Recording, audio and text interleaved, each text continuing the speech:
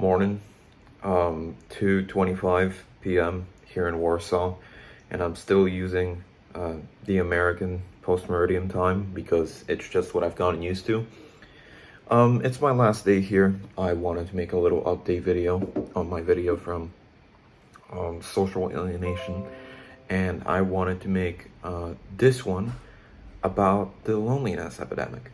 So, there's a lot of people in the modern day who mostly turn towards communities. And by communities, I don't mean in-person communities or tribes or anything of the sort. I mean online communities. Ways that they can interact with other people without actually physically presently being there. That's a phenomenon we're seeing more and more of. And it's not necessarily something that's going to go away soon. So when I refer to the loneliness epidemic, I refer to the fact that these people need to resort to online communities because they do not have anything physically. I've been talking to myself about this and questioning this in terms of the Scorpion movement, which is a movement of content creators that are primarily anti-modernist that I've been arranging.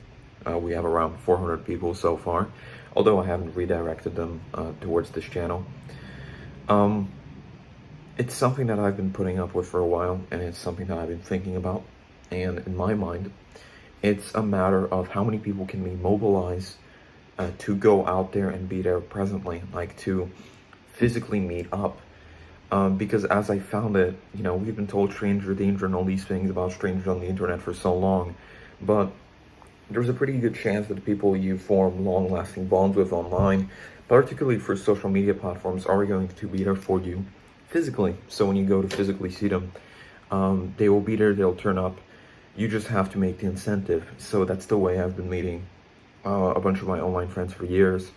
And up until now, I've met like 4, 5, 6. And every single time it's been a great experience, because no matter how digital that connection is and no matter how strong it is, you also need that physical connection, which is seeing the person in real life. For a lot of people, that's hard because the wages are really low and you need a lot of money in order to be able to travel. But we've never been in a more connected world where traveling across the world is easier. If you lived 1,000 years ago, there would have been no way for you to see them at all, probably in your life. But then again, there would have been no way. You knew they existed in the first place. So with every kind of progress, there is an advantage to it. And it's not something that necessarily happens on a broader scale. Sometimes it's something that happens, on an individual scale, where you don't meet a full community of people, you just meet one person. And through that one person, you can then establish the bond that can connect you with multiple people.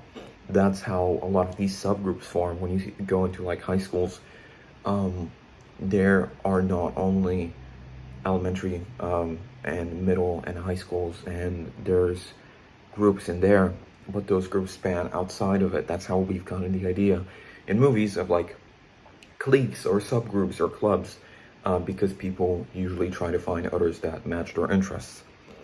The inability to do that in person has largely caused the loneliness epidemic, and that's not something that's going to go away soon. So that is something to keep in mind.